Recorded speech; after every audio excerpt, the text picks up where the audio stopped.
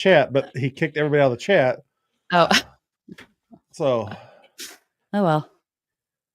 What am I doing? See, you guys suck me in. I was over here on LexisNexis about to do a background check. I'm not doing it. I'm not doing it because then I'll talk about it. Who asked? Somebody asked. Are we all back?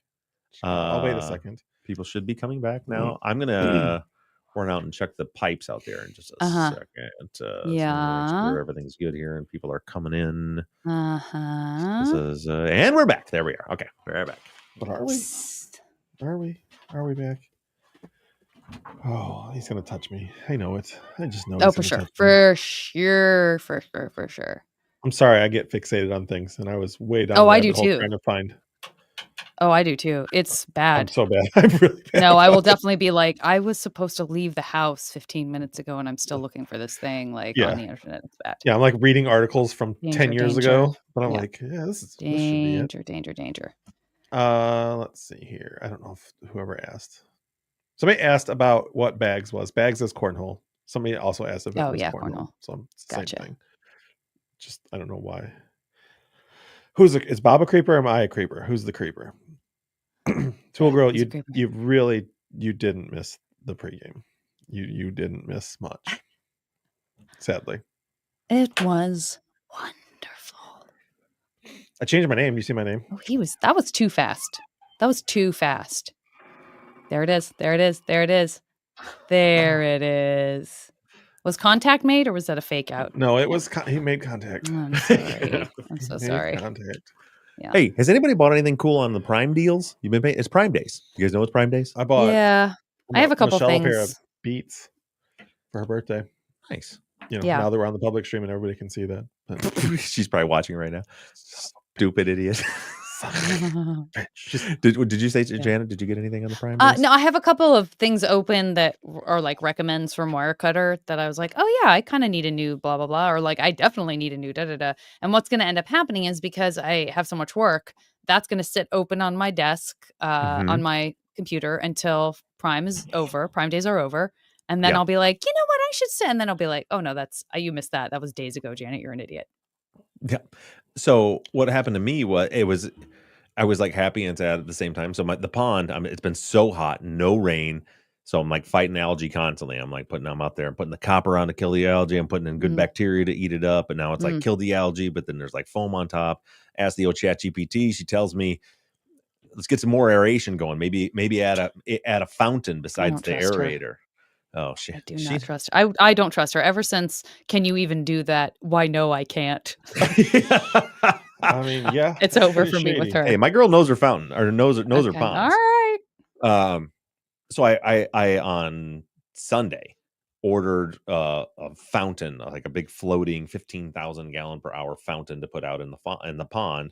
It's like $300. And I put it out there, and I went out and I installed it. I had to go out on Becky's paddleboard and put the anchor down and get the whole thing laid out.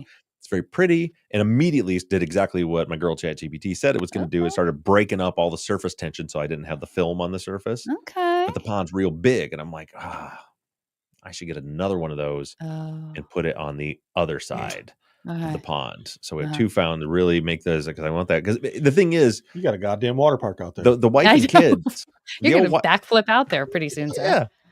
The old wife and kids watch out for kids are actually doing with the pond what I hope they would, which is they like going out and like swimming in it and cool, and paddleboarding and stuff. So I want the water to be real clean all the time. Are there still a million frogs? I haven't seen. I mean, there's still frogs around the edge, but like I think that the toads is what there was a million of, and I think they're land critters, so they're gone. I see. So anyway, it came back inside. I'm like, I'm gonna order a second one of those. It's $300, but it's worth it because like that really did the trick there. And Pop On didn't know Prime Day, 25% off, $75 cheaper. Oh, nice. So first I was like, sweet, I saved $75. Immediately following, God damn it, if I'd waited 12 hours, I would have saved $75. Yeah. On the other one. Yeah. So that take the good thing, take the good side, let the other one go, let it go. Yeah. But then I realized it's Prime Days. So then so I've been if I get approved for my PI license, it looks like that's hopefully going to happen. Excuse me. There's softwares that licensed PIs are able to use for like skip tracing and stuff like that. And so I was like going through like which ones, what are the best ones, which ones will I use for doing this kind of work. And the one I decided on, like, it's so like you actually have to have site inspections for security, because it's like, because you're able to get such private information, like you have to, like, the whole place has to lock up and you have to have like the whole thing secured. And so I was like, you know what, I need more down here. I should get a ring camera down here, and I also got to get new locks and stuff for the doors and everything down here. So what I was getting at, for anybody that is in the market for one, all the Ring video doorbells and all the different devices and cameras, 50% off during Prime days. Ooh. Yeah. Got myself a new doorbell for the house. Got myself a replacement for one of my cameras that burned out like a year ago, but I keep up so people think it's working. And another one for another Probably spotlight. shouldn't have said that, I guess, but yeah, whatever. Another spotlight one for the office down here. All that for like $250. So good work. Yeah, the Prime Sorry, days. I hate that my Wi-Fi is lagging. This sucks. Yeah, it's just like nothing is different. You know, nothing's different. It just sucks now. Sending you something that's cool about what we were talking about earlier that I just found. Okay, that's not important, but just to not put it out there. Okay. Yeah. See, probably coincidence. It's probably coincidence. Yeah. Yep. Maybe. Okay. We should get ready to start the show because we got a lot to cover. We got a lot of Amanda Knox stuff to talk about, and we are definitely going to be talking some undisclosed. What did I do? Son of a bitch! I close.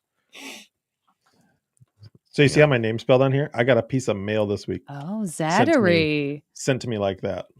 Lucky. Zattery. You got what? Zattery.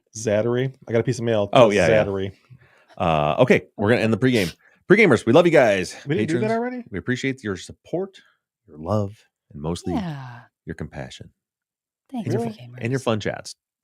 Goodbye, Pete. Pregame. This idiot. You happy with that?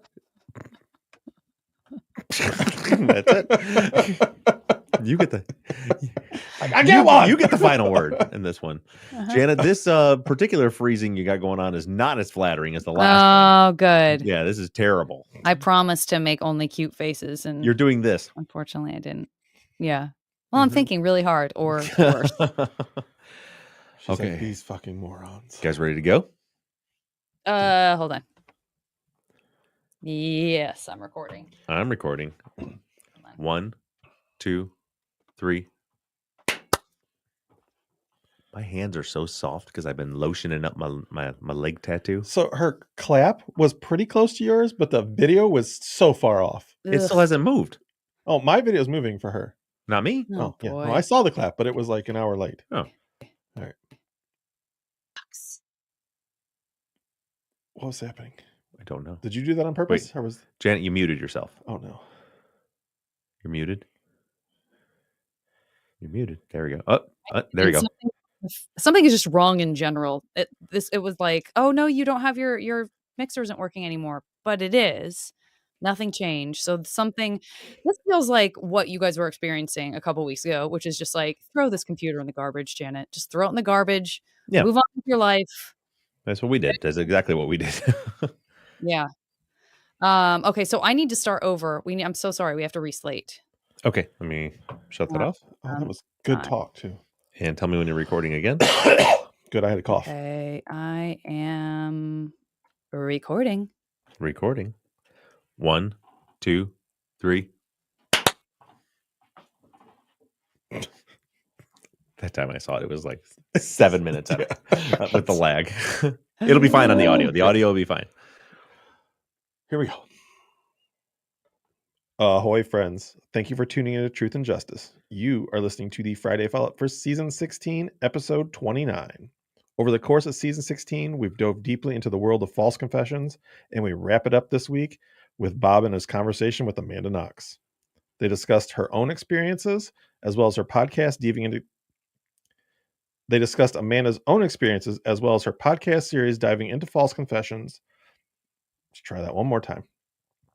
They discussed Amanda's own experiences as well as her podcast series, diving into false confessions. This was a very interesting conversation that drummed up a lot of questions from our listeners. And today I'm joined by Bob and Janet, and we're going to dive into all that. But first, do we have any housekeeping? The biggest piece of housekeeping we have is the end. This is it for season 16. We're done. This Sunday, we are launching into our new season, new case. Season 17, episode 1 will air on Sunday. Eric and I just got it finished up today. All the music's on it. It's ready to go. Super excited to get started on this new case and for you guys to get engaged long form. Other than that, I don't think we have any other housekeeping. Just to give you kind of a layout for what we're doing today. Obviously, we're going to be talking about Amanda and answering your questions. But then kind of in our third act, in the last bit of this, for any of you that listen to Undisclosed, follow Heyman Lee and Adnan Syed's case, Undisclosed this week had just to me, this was the bombshell episode compared to the previous bombshell episode. So we're going to be talking about that in the last few minutes of the episode. But before we do that, one other piece of housekeeping. I found out after we aired this episode, Amanda made a social media post that I believe they are ending the Labyrinth podcast. So I think that the episode will still be there, but I think they're ending the Labyrinth podcast, and they're also moving, for anybody that's Patreon on their Patreon, they're moving over to Substack. I don't know what exactly their plans are, but I do know that they're making some changes over there. But they have plenty of episodes to binge on. That being said, she's also starting a new podcast, just so you know. It's called Hard Knocks. Hard Knocks. Yeah, I knew there was something. She wasn't just like quitting podcast. They were doing something different. I just wasn't sure what it was. Yeah. So Hard Knocks. I'm assuming KNOX. Like overcoming adversities, different types and different ways. Nice. I'm sure it'll be great. Labyrinth certainly is, or was.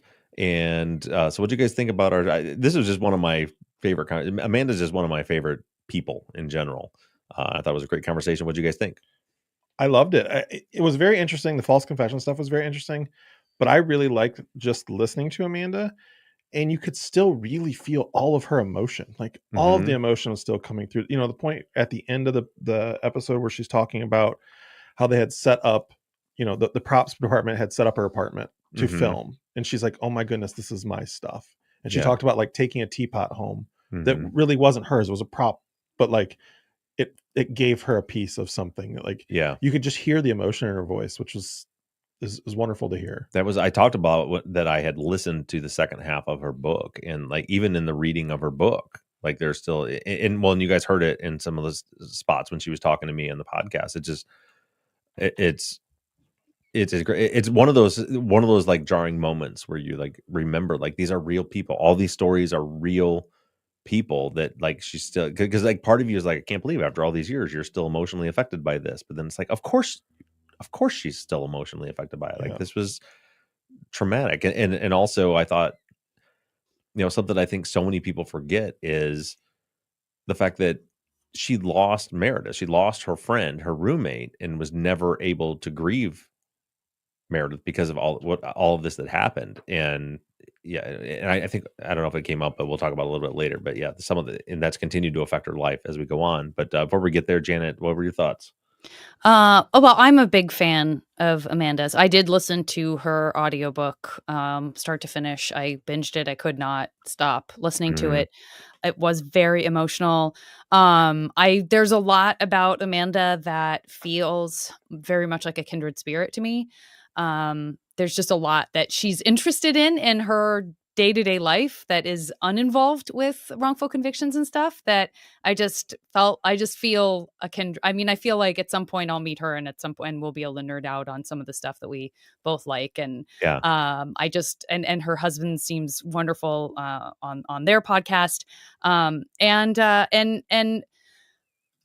you know, it's been an interesting ride for me because I already had listened to a lot of Labyrinths, but it's something that I sort of touch in with, and I'll listen to a bunch and then I'll move away, and then because I'll have listened to everything, and then I'll come back when a bunch more is accumulated. And so what ended up happening was, in a very short period of time, I was listening to your interview with Amanda, which is the most current, her book, which is also current, but written a minute ago, and just released. And then a couple of older episodes from the beginning of the year of Labyrinths, when she found out that the slander case against her was being upheld by the sort of highest court of Italy. And they just went on and did an episode completely unplanned, and she just spoke from the heart about this disappointing thing that had happened to her. So it felt like I had this like crazy amalgam of different Amandas from different points. Yeah. And it's lovely to hear her be at a place where she was clearly very upset about the slander case, and then be able to come back to her interview with you and know that a few months later it seems like she's, sort of back on track. But that she is incredibly strong. And I love that she is also still vulnerable. I think that's such an important lesson for all of us all the time. And I think a lot of our listeners are cut of the same cloth. You are cut of the same cloth to be able to be. And I'm not sure if I'm using this right, because to be honest with you, I've only seen this movie once and I don't know the play, but the idea of being a steel magnolia, like the idea of still being, to understand and appreciate beauty and heartache and pain and feel that empathy, but also be tough enough to bounce back and to be strong and to carry your trauma and to work through it in real time, is just what it's all about to be a human being. So I think she's an exemplar of that, and I'm gushing, so I'm going to stop, but I love the episode.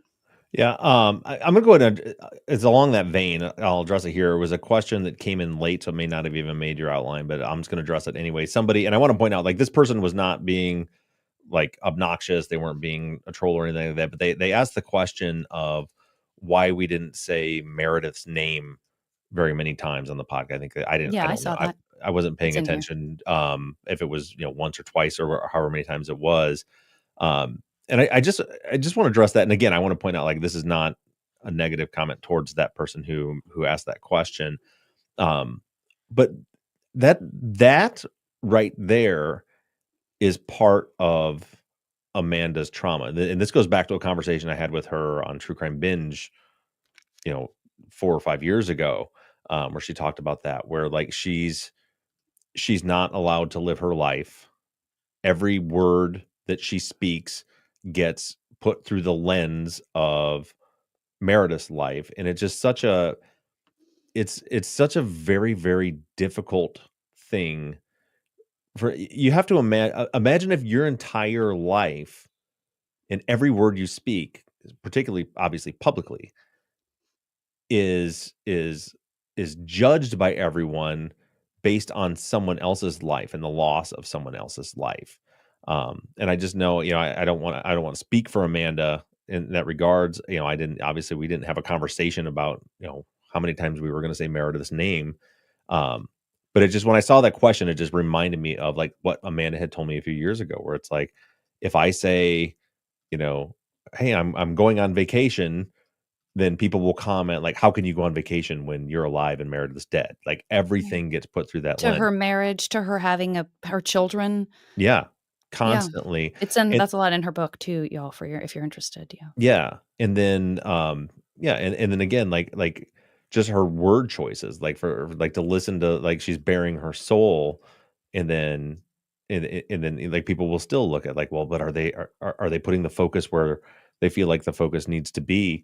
So anyway, I just wanted to address that in the fact that, like, I just hope that you guys don't think of it in that way, because it's just really not fair. And again, this is not any shade being thrown at the person who asked the question, but it's just really not fair. And then you also have to remember too that she's constantly trying to consider Meredith's family's feelings in what she's saying, because the other side of that is, so then she uses Meredith's name and talks about her, and then people are like, how dare you say her name? How dare you talk about her? How dare you? Especially, Right. she's on a podcast where which was not the intention. Again, she didn't reach out to me. I reached out to her, but essentially we're promoting her podcast and her book and her series coming up, and it's like, well, how are you? Why are you profiting off of Meredith by using her name when you're on a podcast promoting? I think all these things, are things that are constantly having to go through Amanda's head when she's talking.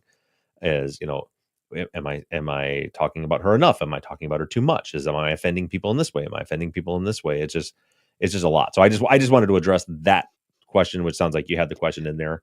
Yeah, and a similar one that was essentially just we didn't hear much about her, and I think I would add to that everything you're saying 100%, and I think also when you have lived in the public eye so like over the top since all of this happened, I think there's also just like an assumption that that you probably already know who's being talked about and what the story is because you didn't bring her on cold to say like, let's talk about what happened to you. Let's trace it back to day one of when da da da. So I think there's also potentially a little bit of an assumption, like if you're here listening to this, you probably already know XYZ, that it's a sort of like this isn't like Amanda Knox and Meredith Kercher 101. It's that's sort of been established foundationally. So I think that could have been a piece of it too, because I agree that it's meant as no disrespect. And I will say about her book, there is a section in it towards the end where she talks about, oh, I'm going to get emotional. I cried so many times listening to that book, but where she talks about how her life is inextricably intertwined with Meredith's, and that right. is not something that either one of them ever could have expected for knowing each other for a couple months. Mm-hmm. And just kind of her relationship to it and her love of Meredith and her peace with it, and that it's this journey that she's on, and it's so beautiful. So if you're interested in that and you would like to hear more about her thoughts on that, she's so well spoken, and it's a beautifully expressed, sentiment and experience. So check it out. Yeah, her book is truly, it really is inspiring. Absolutely. Cool. And with that said, let's go ahead and let's buzz through these questions. I know we got quite a few of them. Sure. So Logan says, I have not listened to Amanda's podcast yet, so maybe this is explained there, but even so, I think it could spark some interesting discussion. Do you know if Italy has their own version of Mirandizing a suspect or right to an attorney like here in the U.S.? It's a good question that I wish I knew the answer to. She does talk about that in her book too, a little bit. I believe there is some version of that, like but I think if I remember correctly, in Italy, Zach's looking it up as we're talking. I was gonna say. But if I remember correctly, it's very similar to the United States, where all they have to do, because this is what happens in the U.S. all the time, is they just say you're not a suspect, you're a witness, and if you're not in a custodial suspect interview, then you don't have to be Mirandized, and that's how they get around that all the time. That's why I always tell people, I tell my kids, anybody, like, if you're in that situation, you need to directly ask the police, am I free to go? Because if they tell you no, then it's clear on the record that you are now in a custodial interview. If they tell you yes, then get up, walk away, ask for a lawyer, and that's the end of it. So Italy does have similar legal protections.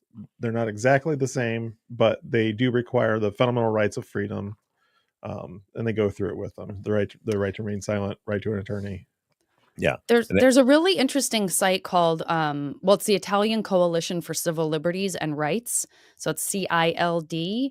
And they really break it down and kind of talk in a way that we sort of would on the podcast about where the risks lie and kind of understanding those rights and understanding the difference between those and United States rights and stuff like that. It's kind of a cool site.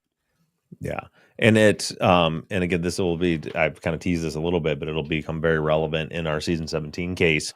There's that, she talked about that, the stair step of the read technique, which is the same type of thing that's being used there, where, they're interviewing you as a witness, and then they don't accept your reality. And then they draw you into first, just saying that you were a witness, that you were there. And now once they've got you on the scene, then it's just this slow burn to get you there. That's what happened to Amanda. I'm assuming that's why they were able to not give her an attorney, not to read her rights, is because it started out that she was, if you remember, that she was a witness. First it was, she's like, no, I wasn't home, I was at my boyfriend's house. And then they gaslit her, pushed her, and refused to accept that reality till she started questioning her own reality. And then finally agreed, okay, so I was there that night and I was a witness. And then once they had her there, then they had her. Yeah. And they're speaking Italian, and she hasn't been there very long. Mm-hmm.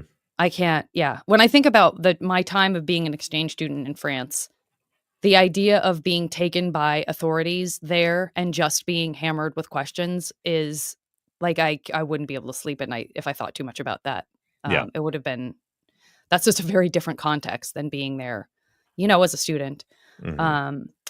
Faith, also not super familiar with the case, I think says, was anyone else ever convicted of Meredith's murder? Sort of. Yeah. I mean, other than her boyfriend at the time, who was in a similar situation, who was, found factually innocent as I almost said Meredith, as Amanda was. Yeah.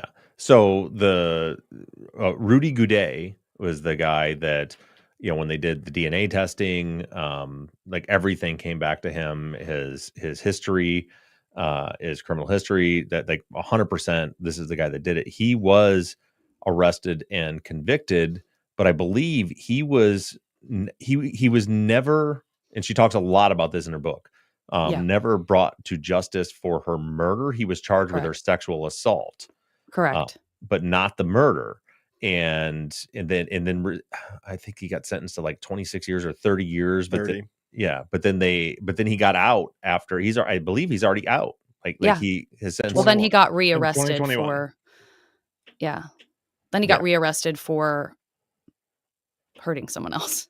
Yeah. So he was, and that's been like, as much as they've still, and like Janet had just alluded to, they're still upholding this conviction on Amanda for slander, for the statement they coerced her into signing. And they're like a dog with a bone on it. They won't let go of it. But then the actual guy who, in all likelihood murdered Meredith, certainly sexually assaulted her. He did, I think, 16 years, if I remember correctly. It was 13. I could be wrong, but I feel like it was 13. I don't know why. Yeah, his sentence was reduced. It was reduced to 16. He got out after 13. Yeah, 13 years he is all the time that he ever served for that. And then he got out and did it again.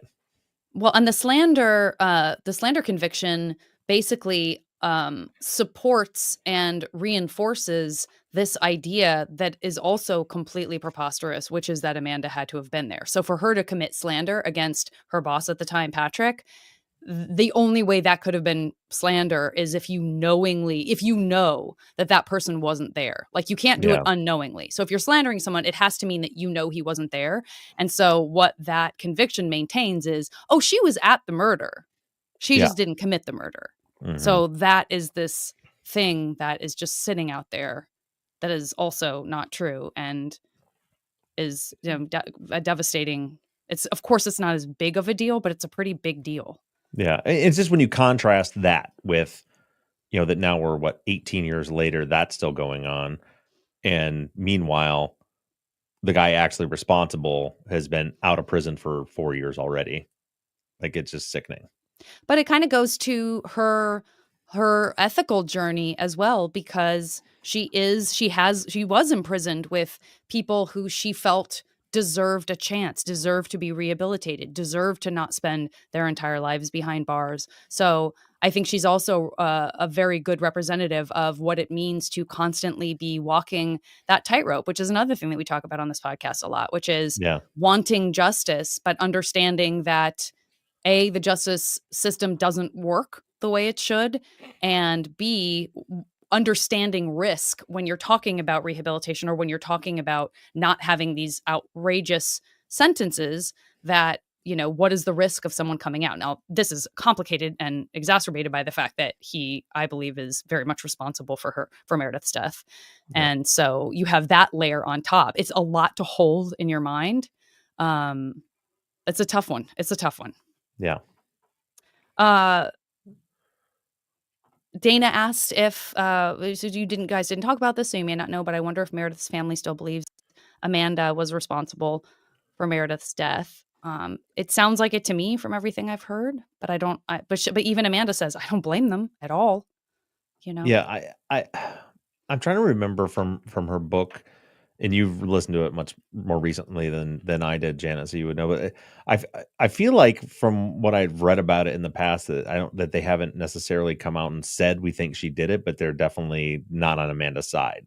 And their attorney I think their Italian attorney is very loud, very outspoken about saying he is speaking on their behalf. Yes, he has said some pretty horrible things. Yeah, for sure.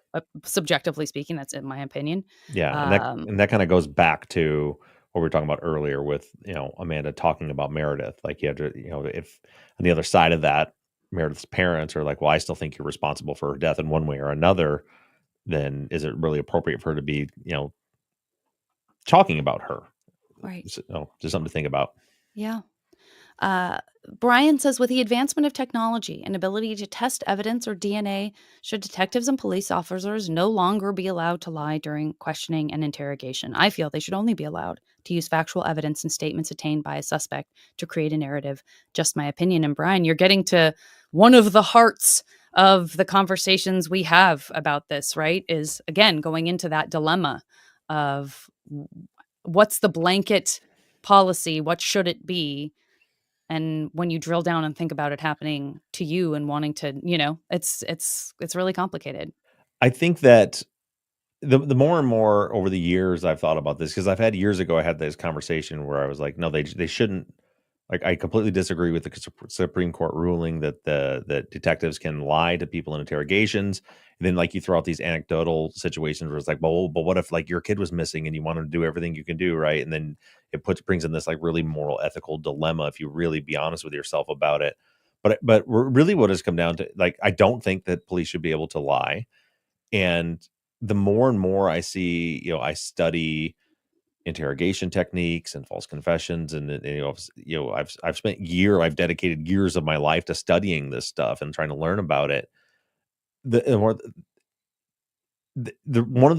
of the reasons they shouldn't be able to lie is because of what you just said, and that's the fact that we have all these advancements in DNA. Now, it's not like TV. There's not, it's not like, CSI, where there's always going to be DNA and fingerprints and they're going to solve it right away. But there's too much room for fallibility. And I think that the only way, like, police should not be relying so heavily on confessions. Convictions, arrests need to rely on evidence. And and at the very least, there needs to be, I think that we could solve a lot of our problems because even if they're not using the read technique or what, there's too many ways to manipulate. We've learned, anybody who is open, objective, and honest and studies how interrogations work and the psychological effects that they have on people, you have to know that it is not that difficult to manipulate someone into saying what you want them to say, one way or another. The read technique is just a way that's really been honed into really getting that done. But in some countries, and I think if we had in the United States, where in order for a confession to be admissible in court, it has to be supported by the evidence. Because there's so many cases. Look at the West Memphis 3. I'll tell you, again, a little hint to season 17 coming up. The one that's coming up. There's a confession there. The confession does not match the evidence. And when you have a situation like that, if that was your check and balance, to where you say, well, okay, they said this thing, but it actually doesn't fit with the evidence, then it shouldn't be admissible in court. And I think that puts the onus on more honest interrogations. It also really puts the focus onto the evidence. You, as a police officer, as a detective, you have to prove your case through evidence. I've said it before, and it's kind of a simplistic way of looking at it, but like, to try to get a confession is just like such a cop out. It's an easy way out. So many cases where some violent crime happens and the police have all this evidence they need to investigate, and instead they spend all their energy in an interrogation room, and 24 hours later, whoop, we solved the case. I didn't actually have to investigate it because the guy just told me he did it. Knowing now all of the ways that they can go about getting someone to do that, that should not be the mitigating factor in these cases, in my opinion. Mm-hmm. Yeah, I agree. Jen says, you and Amanda didn't cover this, and now I'm listening to her podcast episodes on false confessions, listening to the Northwestern University experts saying that false confessions, are the most powerful evidence, in quotes, for people. And Jen says, I'm just thinking of Jamie Snow getting convicted in large part because of a bunch of jailhouse informants merely claiming that he had confessed to them. So Jen's not finished with the series yet, but is wondering if Amanda covers that in that series. The idea of not even a direct confession to authorities, but someone coming forward to authorities and saying, well, they confessed to me. Is that good enough? Yeah, and I don't think they do. They don't address that directly, but that's a great point because that's one of the, like, if you go on our website and you submit a case to us, one of the boxes that we have you check is, was there a jailhouse informant? Because that's just like a telltale sign to where, like, the of a desperate prosecutor.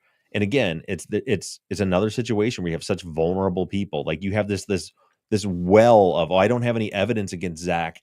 I can't find any evidence. He won't confess, but he's in this place with a bunch of very vulnerable people with everything on the line and a lot to lose. I bet you I can get one of them to say that he confessed. And that would be to me, jailhouse informants should not be allowed to be a part of any trial ever. It's a huge red flag. I also do want to circle around Susan in the live chat on YouTube. Just as she said, confessions are almost always coerced. And she goes on to say more about it, but to that point, she's 100% right. And the point I want to make is, even legitimate, truthful confessions are coerced 99.9% of the time, I would guess, because nobody, I feel like very few people, it happens, but very, very, very, very few people are like, I did this. I'm going to the police. I'm telling you, I did it. Most of the time, they go into the interrogation room intending not to tell you that they did it, and then they get coerced into telling you they did it. Sometimes they actually did, and sometimes they didn't. But I think that's a really good point and really good perspective to have in your mind regarding confessions, that pretty much almost all confessions are coerced. It's all police officers manipulating someone to get them to say what they want them to say, whether it's true or not. Well, look at the Chris Watts, the interview that we talked about. Yeah. 100%. That's exactly what it is. He's coerced into a confession that we know isn't true at the time, or we know isn't true now. Right. But he's coerced into one. Yep. And then he eventually comes out and believed to come clean, but he was totally coerced into that one. Yeah. And you're right. Like, he was guilty of those murders. Mm-hmm. But he didn't confess completely truthfully, but they coerced him into giving a confession that was enough to close the case. And I think, didn't you guys touch on that a little bit? I feel like in that interview, and again, mea culpa, I've already been listening to all these other Amanda interviews, but didn't you, she said, it's like you think of it, we're taught to think of it as like this game of cat and mouse, like there's equal power between the person being interrogated and the person doing the interrogating, and that's just mostly not true, because there's a difference in balance of power innately, which is what you were just saying, which I thought was a great point. You are walking into their domain where they make the rules. And there's so much stuff, like, when you really dig into it. I mean, the handbooks literally talk about where to position your chair, how close to get to them, when to touch them. Like the textbook will tell you, at this point, put your hand on their knee. And at this point, move so close to them that your knees are almost touching. And then when they do this, back off. Like, there's just every single thing. You are not in control. When you are in that interrogation room, no matter how much you think you are not in control. Yeah. That is shout out to those of you who commented that you really enjoyed the conversation, acknowledging those of you the couple of you that had, talked a little bit about Meredith, and hopefully you have a sense of why that maybe isn't the key topic, but that there is plenty of respect out there regarding her. And that's pretty much it for the Amanda stuff. Just a quick note from Chris W.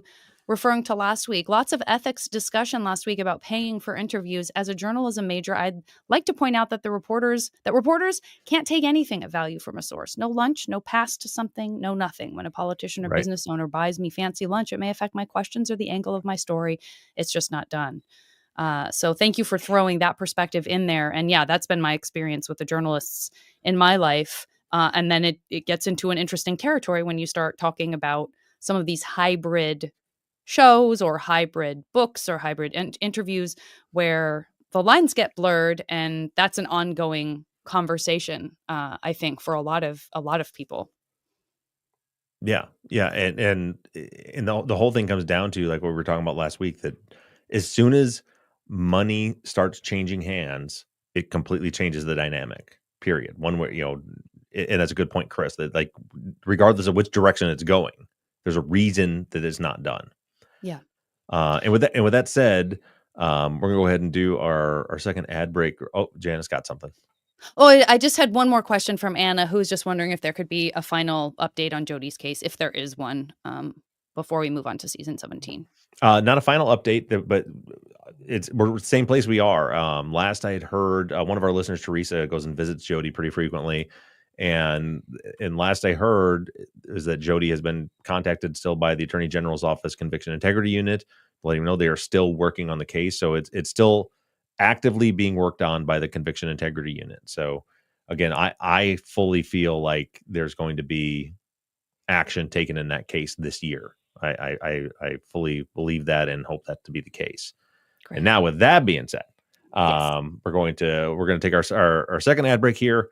And so that's a good spot for any of you that have no interest in it and Adnan Syed's case and with the undisclosed reboot that's going on right now. You guys can check out. But please do one thing for me. This Sunday, we are dropping our new case. Season 17 begins.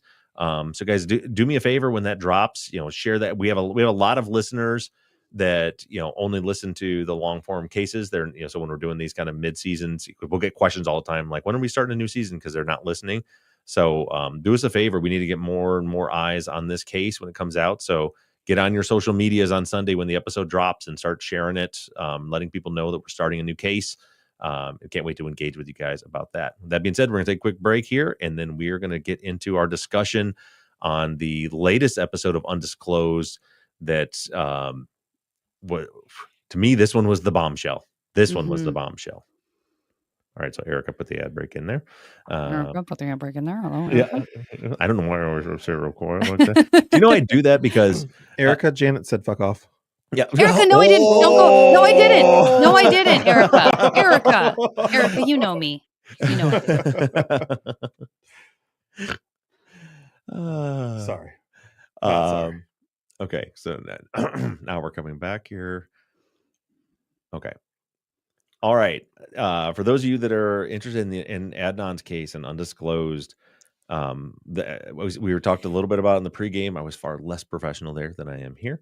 But to me, this episode was the biggest bombshell. To give you guys history for any of you that isn't real familiar with it, years ago, Susan Simpson found the problem with Don's time cards. Right, there was 2 time cards. There was the whole thing that went on. There was Don told the police that he was working. They called the store. The managers gave him the times from a time card. That was it. He was cleared. He was done. And then right before trial, Urich subpoenaed his timesheet. Gets the timesheet back, shows he wasn't working. But then there was like this second that said after from Lens Crafters that said, after our conversation, we did another search on it based on his social security number, and we found this second timesheet. And then they highlighted the manager of this store is Don's mother, which they put in all bold. And then there was all these problems. The name was different. The employee ID number was different. The times didn't add up. It didn't work for overtime. As Susan had done some more digging into all the records from that store, we found that supposedly he was working at his mother's store filling in a shift. We have the schedule. There was no shift for a lab tech that day to even be filled in for. There's all these problems with it. And then in my investigation back in 2015, I reached out to Luxottica, the company that owns Lens Crafters, talked to somebody in payroll, not specifically about this case, just getting generalities from them. And they told me that the way it works is that every employee has one employee ID number. They have one login, username and password. So they can bounce around from store to store and they just log in with the same one. And they said their exact words to me all the way back then was, if you're looking at 2 time cards from the same pay period that have 2 different employee ID numbers, one of them's been falsified. That's what they told me. After that, I had, I don't know, a dozen, 15, 16 different Lens Crafters employees that I talked to either through email or had them on the show that worked at that time that all confirmed the same thing. They said, nope, that's not how it works. You don't have 2 employee ID numbers. So that, and then also I was able to figure out that the manager at the other store that confirmed the alibi was actually Don's mother's girlfriend, later her wife, essentially Don's stepmother, which no one knew at that point. So jump to the HBO documentary. They hired a group of PIs that worked on the case, and what they had actually found, and this brought the Gilter crowd and the I Hate Bob Ruff trolls out in full force. What they kind of presented on the documentary was, we did a bunch of research and found out the time cards are legit, wasn't falsified. And what I kept screaming back then was, listen to what they're saying. They talked to people that designed the software, and what they actually said was, if someone had done this, it would have created a digital footprint, which I agree with. The problem is, no one has ever gone to look for the digital footprint. So that's what I've been saying all along. And, I've taken a beating over since then about that.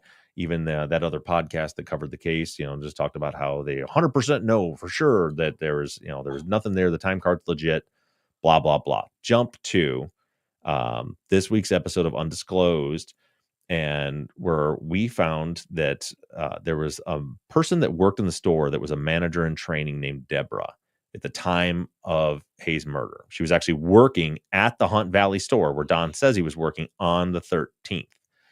And she was interviewed. You hear her voice on Undisclosed, where she talks about how, I don't know, it was a week or two, whenever it was, I believe it was February 1st was the last time the police went to the other Hunt Valley store, or the other LensCrafters, the Owens Mills store. And that's when they kind of verified the alibi. They talked to Don. That was it. Well, then we find out the police went to the Hunt Valley store, which we had no record of that. And there's a few things that just blew my mind. There's another part of the episode too, but this part is what really blew my mind. Is she said the day the police were coming to Hunt Valley, that Don's mother and a lab manager named Charles Kirby, who I've talked to, I have screenshots from my conversations with Charles from back in 2015, right before he passed away, that the police were coming, and Don's mother and Charles were on the computer because Don's mom was trying to create an employee ID number, was trying to add Don into the Hunt Valley system. Now, before we get into those little details, something that I didn't know that now makes more sense, and Jana, I don't know if you picked up on this during the episode too, was there's always been questions about the sequence of Don's employee ID numbers, like why they're off, how was his after Hayes and different, or before, whatever it is. What I didn't know is when you move your home, it sounds like according to Deborah, when you move your home store, that you are assigned a different employee ID number at that time. So meaning, still, when you bounce from store to store to cover, you still only have one employee ID number. But Don was originally at the Hunt Valley store, and then LensCrafters put in a policy that said you can't work for your relatives, and his mom was the manager. So they moved him to the Owens Mills store. And when they did that, he got a new employee ID number that identified him as a home store employee at that store. So that's why that explained the sequence and numbers for his legitimate time card over at Owens Mills that showed he wasn't working that day. That's the employee ID number that should have been clocked into at the Hunt Valley store that day had he worked there. So, but anyway, Deborah tells this story that the police are coming that day to talk to Don's mom. They didn't know it was Don's mom, but they were going to talk to the manager there because Don had said he worked at that store. And she's trying to enter him in. And the reason Deborah remembers it is because they couldn't figure out how to add him in. It sounds like the issue was you can't duplicate the same name, because one of the things that was wrong in the time cards was the names were different. And she said she doesn't remember exactly, but she remembers she sat down and helped and figured out that if you added in his middle initial, then they could add him into the system and create that employee ID number, the second employee ID number for him, so that Anita, his mother, could then enter in hours for him manually. And again, back in 2015, we had managers at the store, not that store, but at LensCrafters from 1999, who explained that the store manager is the only one that could do that could enter their stuff in manually. So that is a shocking revelation to me, that not only because we knew something was wrong, but we didn't know how it was wrong. And now now we have a firsthand witness that sat down with Don's mom after the murder and created that second employee ID number and manually entered that time in there. The even bigger piece of her interview was that she talks about how she didn't like Don. She was kind of creeped out by Don, didn't like working with him. And the reason she remembers this piece of it is because when they made the policy that he couldn't work for at his mother's store anymore, and they moved him to Owings Mills, and it sounds like they also couldn't cover at a different store either if their relative was working there. Is that what she remembers? And this is why it's a legitimate memory to me, because she's not saying, I know he didn't work January 13th. What she said is, after he moved to the Owings Mills store, she never worked with him again. She never saw him again after he had moved to the Owings Mills store, which was months before the murder happened when he moved over there. She didn't realize this. We know this from all of the time records that we have and all of the records we have from LensCrafters, that she was working during the time of the murder on January 13th. So you have a woman who we know was at the Hunt Valley store who says she never once worked with Don after he went to the Owings Mills store, saying that, I mean, that's pretty, if you can believe what she's saying, that's pretty damn proof positive that timesheet was in fact falsified. Your thoughts?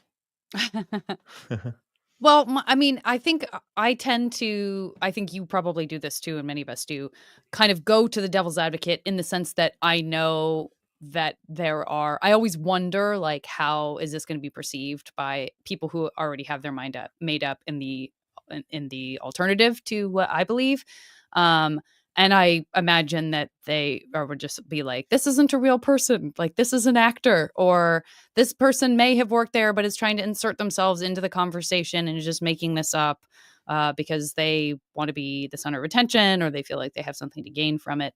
I don't know. So I mean, I think Colin was careful to say, like, we don't have like a sort of outside way of necessarily verifying the very detailed parts of this story. So I guess I'm inclined to believe her, but I'm just trying to keep an open mind so that I'm not accused of being, tunnel visioned. What do you think? Know. I mean, it sounds very credible to me. Yeah. So also, I know what happens to you when you insert yourself into something. I know what that means for your life. And I'm sure there are people who don't mind or who think it's going to be great, but it's not. It's most people say that wasn't worth it. Like, witnesses coming forward often are like, I wish I wouldn't have done that. I wish I wouldn't have helped the legal system work because it's made my life a nightmare. So right. I don't know. I mean, I found her to be very credible.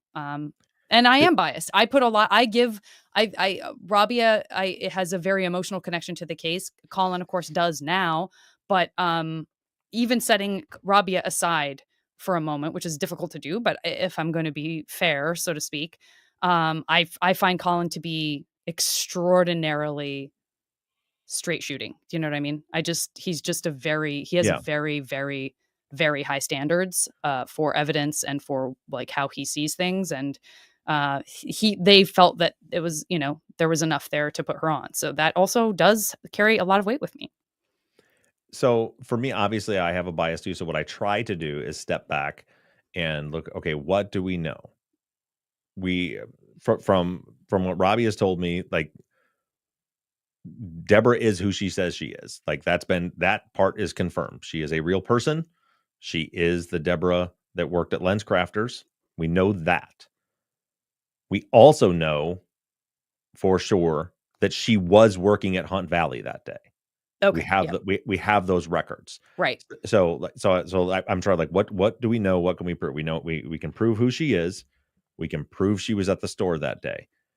From the other pieces of it, it's just credibility. whether you believe her or not. And I can't give any weight. I have no reason not to believe her when she says she never worked with Don again. The stuff with the timesheet, that's, I mean, is it possible she completely making up that story? It's possible, but it also like answers questions that I've had for 10 years. You know, it's been like, how, when, why, how could it? Because one thing's never made sense to me is like, how could you make, and the other managers that I've spoken to over the years and interviewed about this really couldn't answer that question. You know, when I said like, how could you make another employee ID number for somebody that and still have it tied to their social security number? I don't understand how that could happen. And they were just like, I don't know. So like with those things in mind, and then hearing her tell the story that says, oh, that the manager, Anita, in her version of the story, was trying to do that, and she couldn't figure out how to do it. And that the way that Deborah figured it out was by changing the name. And that made it work. And maybe, is it possible she'd researched it so far to be like, oh, the names were different on the two. They were slightly different. So that's how I'll make my story. Is that possible? Yeah, but man, that's a long way to go to insert yourself into something like this. To me, I mean, everything, I'll say this, everything lines up. But what my hope is, because, you know, like, well, depending on the prosecutor, depending on what Ivan Bates wants to do or anybody else, but, you know, you would assume that the state would try to argue against this, like, oh, you're dealing with a 26-year-old memory. There's no way that we can rely on this, blah, blah, blah. But what I would hope that they would do is say, okay, this is enough probable cause for us to find out if that digital footprint is available. Yeah. For us to find out if this happened, for us to bring Anita in and question her. Right. And, so that would be my hope from it. But for me, like I said, stepping back into what we know, we know who she is. We know she was working that day. So it just comes down to, and I try to, like I said, if she had said, no, I know the day of the murder that I wasn't working with Dawn. She said she didn't even know the murder happened. Right. Because she worked at a different store until years later when the podcast came out. You know, that was the first time she even knew that there was a murder of a LensCrafter employee. So if she had said, oh, I know I wasn't working with Don on January 13th, then I would have questioned that. But to say, I know that I never worked with Don, period, after he moved to the Owings Mills store, and we know she's working that day, I find that to be there. You would, other than just deciding you don't believe her, there's nothing there to cause you not to believe her or to question that credibility. Yeah. And with as far as the time card manipulation, again, I can't find anything that causes me. You can say maybe she's just trying to insert herself. You can, but there's no evidence of that I've seen. All I've seen is that she gave an explanation that seems to explain the conflict that we've been having with this card for 10 years. Right. 2 quick questions from me. Am I misremembering that? Is she indeed the person that is featured in that clip at the beginning of Serial in the credits? That was my understanding from it. I got so caught up in the time card stuff that I kind of lost track of some of that. But yeah, it sounds like I think they said she was the little teaser we heard at the beginning of Serial in the first episode, where she said, and I took that to mean that, that's the same thing that's going to happen to me, or is going to happen to you, or whatever it was. I took that to mean that was her that said that.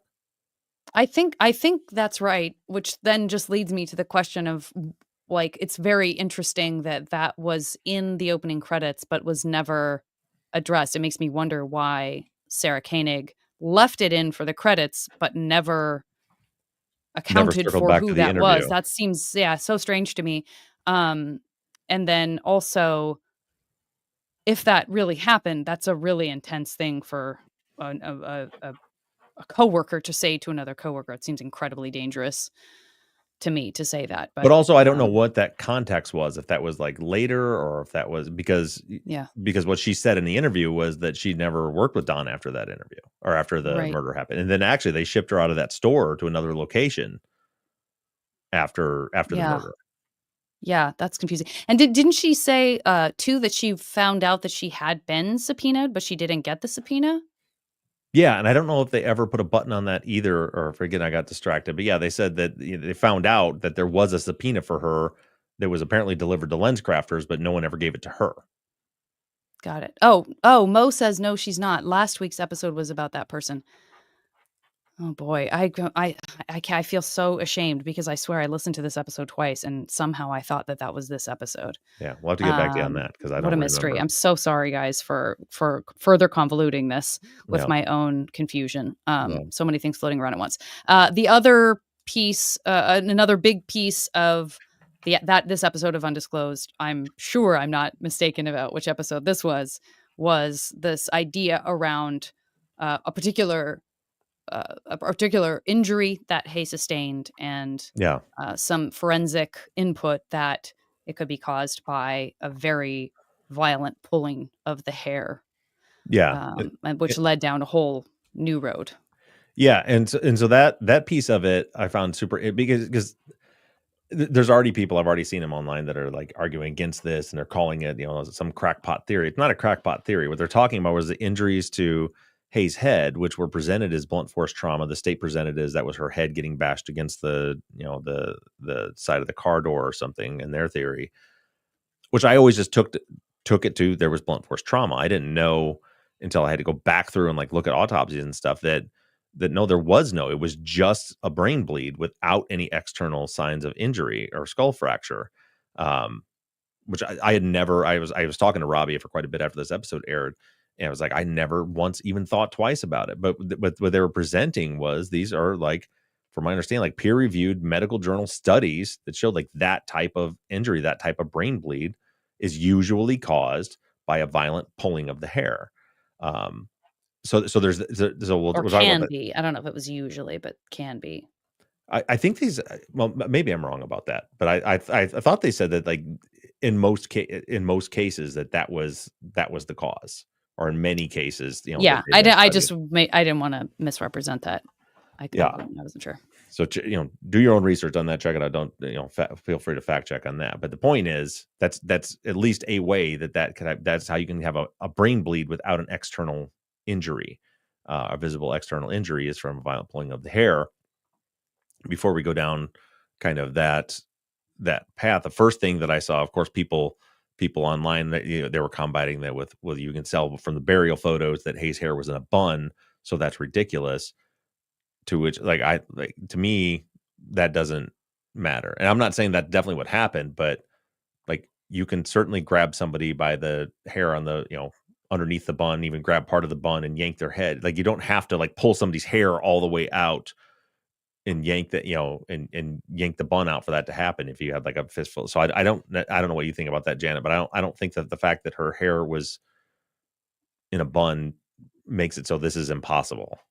I don't know enough about any of this from a medical perspective, but I would say can you pull someone's hair if it's in a bun or ponytail or braids? 1000% yes. I've had my hair pulled when it was up. Yeah, and that's kind of what I was getting at was like like the mechanics of that.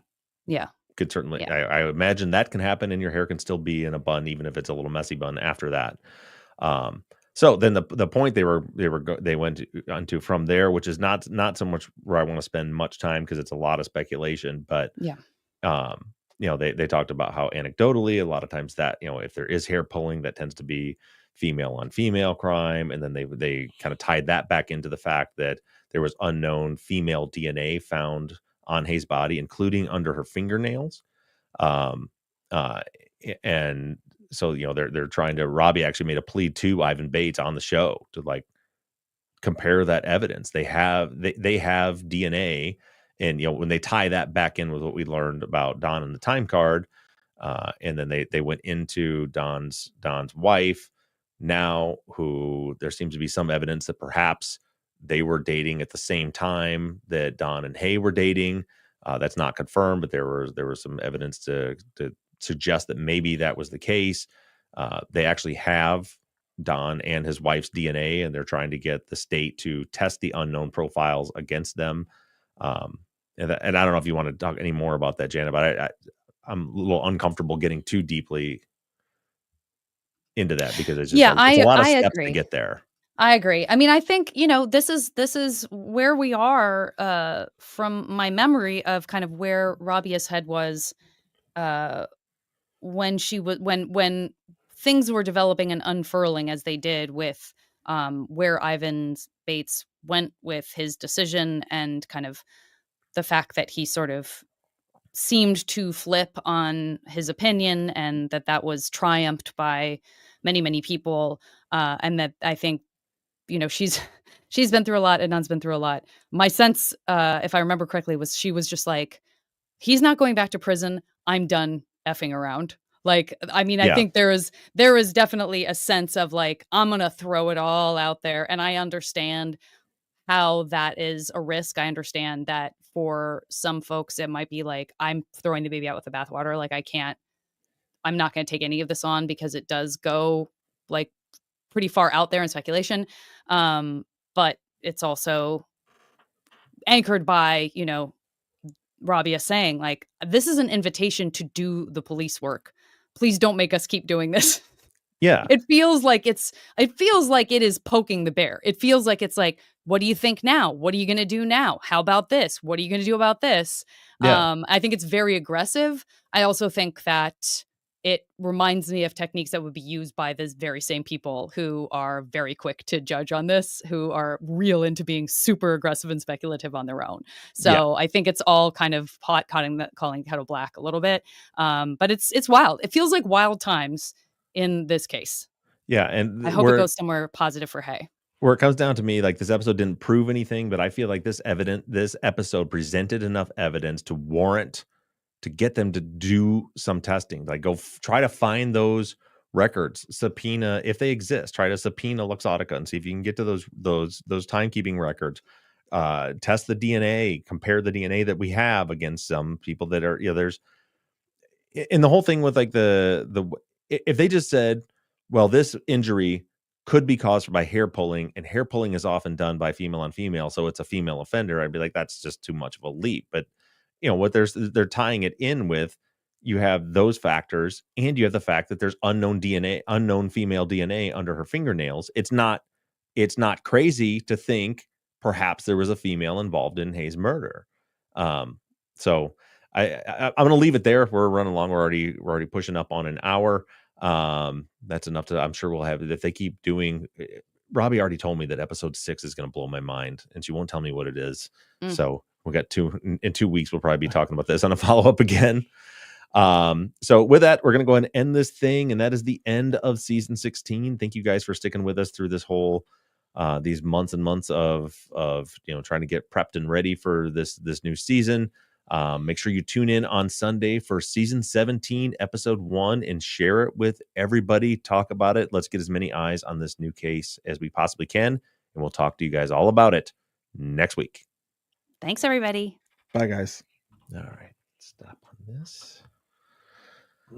I could do another hour. That was so patient of you. I know. Thank you for letting us just run and run and run and You're run fine. about. That was the other thing that I almost said when we sorry. were chatting before the show about you listening to that and I almost said, that Jan and I are going to like pull our string and go, and you're never going to get a chance to talk about it. I don't have anyway. anything to say. I mean, I listened. Yeah. So I know. Truthfully, I have nothing to add. I knew that going in, but I wanted to at least listen so that I could have an idea of what the fuck you guys were talking about. Right. Yeah. Like, so it wasn't totally in the dark. Yes. Okay. I'm going to end this live stream, guys. Thanks everybody for sticking around. Can't we talk to you guys next week? Bye, live stream. Bye everybody. Thanks for